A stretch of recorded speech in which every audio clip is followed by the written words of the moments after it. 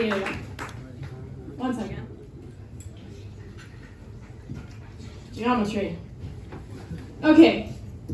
How's everyone doing tonight? Yeah!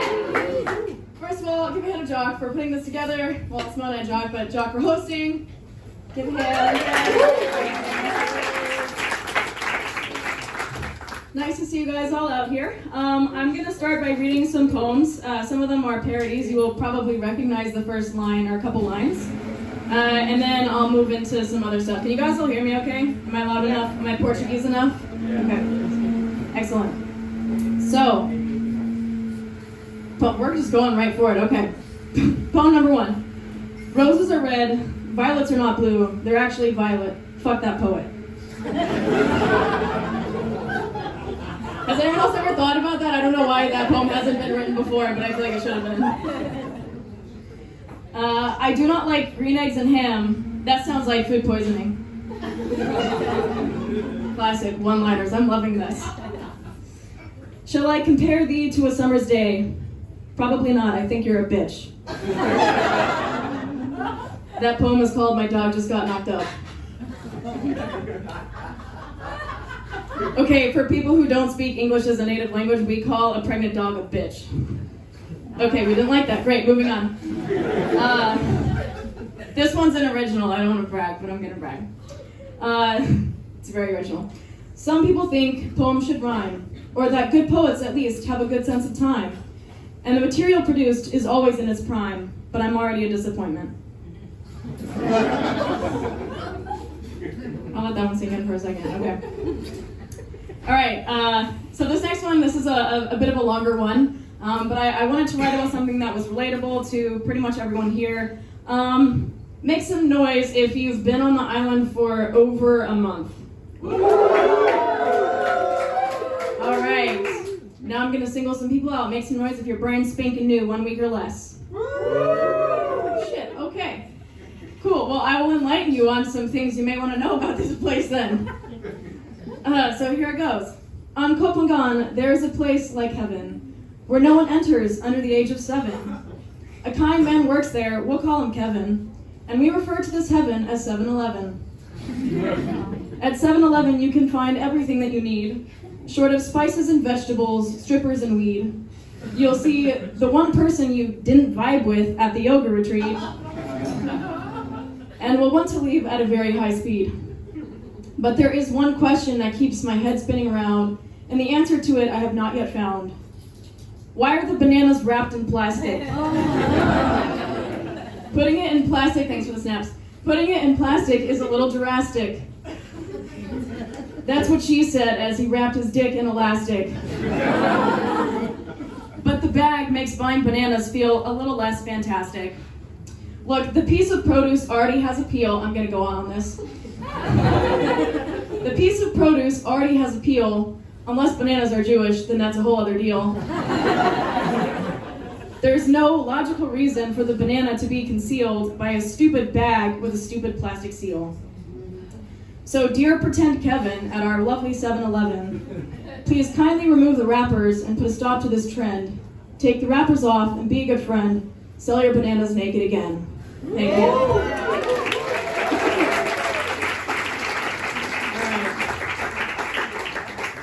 Lovely. So, aside from writing poetry when instructed, I'm living here on this island. I've been here. I came here originally for 2 weeks. I've been here for almost 5 months now. People who just arrived, watch out, it might happen to you. I also turned 28 this month. Woo! Does anyone here remember what they were doing when they were 28? Oh yeah. What were you doing? I was partying and going to all the festivals. Partying and going to festivals. All right, nice. That sounds like a trajectory. Yeah, it never ended. It never ended. Awesome. So you already knew what you were like. This is my whole life. I've got it ahead of me. Good for you. Kudos. Kopangan's a good place for you. Adren's the place to be. So I don't want to brag, but I'm 28 and I have nothing figured out in my life. I don't have any kind of trajectory. If I party, I don't even know if that's what I want to keep doing. I have zero compass on what I want to do with my life. So much so that my mom has decided that my job title is just figuring it out. When people ask my mom, because I came here, I moved here on accident, so people will ask her, how did your daughter accidentally move to Thailand? And my mom will always say, oh, she's just figuring it out. Which is great because I'm here doing stand-up. I'm not figuring anything out. I'm just finding new coping mechanisms. They should call it coping on. Thank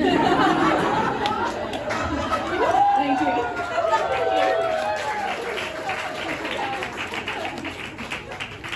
But my mom does say this all the time. She says she's just figuring it out, and it pisses me off because I love my mom. I have a great relationship with my mom. That's the one thing she does though that really just it makes me feel simultaneously overexposed and also very unseen. Does anyone else feel unseen by their parents or their friends or their family? Yeah, okay. It attracts people here. Family trauma. I also felt unseen growing up. Probably because my mom's blind. Too soon. Interesting. Okay. I wonder why. I'm gonna have to ask about that later. Some people get really weird when I say that because they're like, that's a little aggressive, but it's actually true. She is literally blind.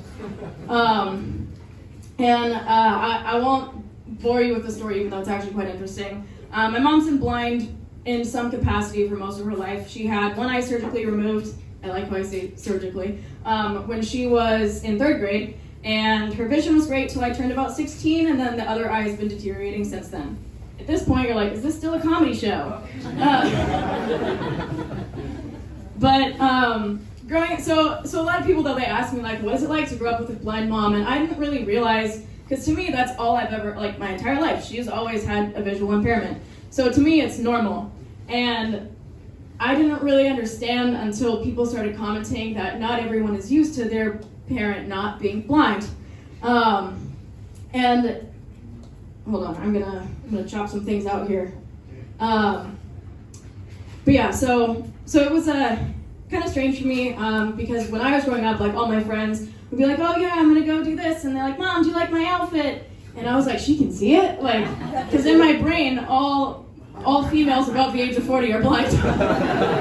Psychologically, it's a weird thing that happens. It's kind of like when you're raised and you're like, oh, my dad was mean to me, all men suck. It's the same psychological conditioning, but different. So, growing up, I kind of grew up getting used to being afraid of things I can't see. Most of my friends would be afraid of spiders, and I was like, I'm afraid of germs and camo pants and low self-esteem. So yeah, but although it was weird, but it was also, it was tough. Growing up with a blind parent is tough. It's tough to watch someone that you love and care about lose something that gives them independence. It's tough to watch that process. And I'm not a sociopath, so it was hard for me too. What's going on back there? We got some sick people, I love it.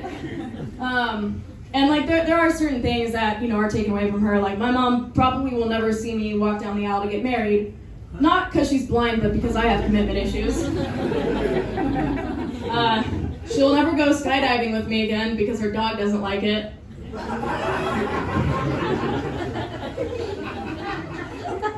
But in that same vein, having a blind mom is also very entertaining. She'll tell me stories. She'll be like, oh, I bumped into so-and-so from high school. And I'm like, on purpose? She's the only person I know that can run into someone and they say, I'm sorry.